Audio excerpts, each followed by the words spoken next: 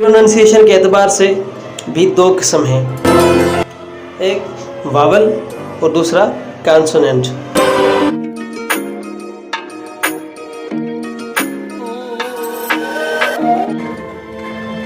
अस्सलामुअलैकुम। आज का हमारा टॉपिक है काइंड्स ऑफ लेटर्स यानी हरूफ की अक़साम।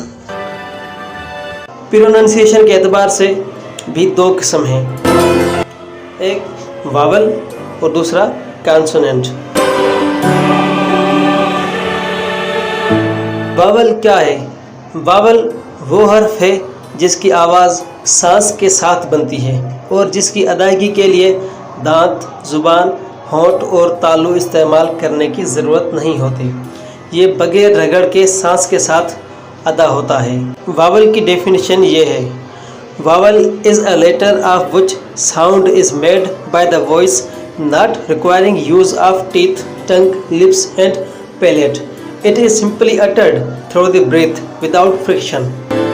Vowels are 5 in number, which are A, E, I, O, U. Vowel तादाद में 5 हैं, यानी A, E, I, O, U. कुछ अल्फाज कॉन्सोनेंट से शुरू होने के बावजूद वावल की आवाज़ देते हैं, जैसे ऑनर। ऑनर लिखने में H आएगा लेकिन बोलने में ये खामोश होगा। इंग्लिश लैंग्वेज में वर्ड्स में वावल्स उर्दू की तरह ज़ेर, ज़बर और पेश का काम देते हैं। और ये बात याद रखनी बेहद ज़रूरी है कि इंग्लिश लैंग्वेज में कोई भी लफ्ज़ वावल के बगैर नहीं बन सकता। और लेटर्स की दूसरी किस्म है कॉन्सोनेंट। कॉन्सोनेंट जो हरूफ वावल की मदद से बोले जाते हैं उनको कॉन्सोनेंट कहते हैं।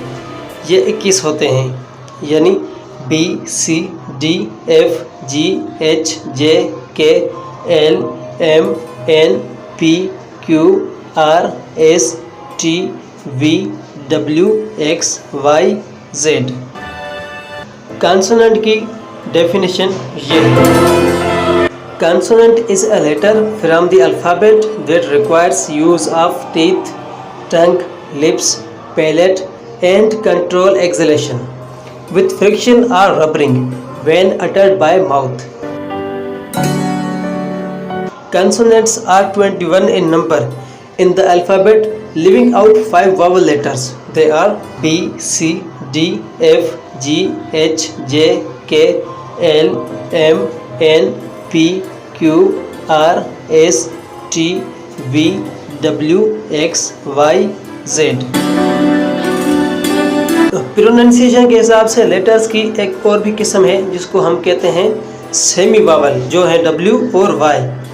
W और Y को सेमी वावल कहते हैं। इसका कायदा या रूल ये है कि जब W और Y किसी लफ्ज़ या लफ्ज़ के टुकड़े यानी सिलेबल के आखिर में हों तो ये वावल्स कहलाते हैं, जैसे सा, फ्लाई वगैरह।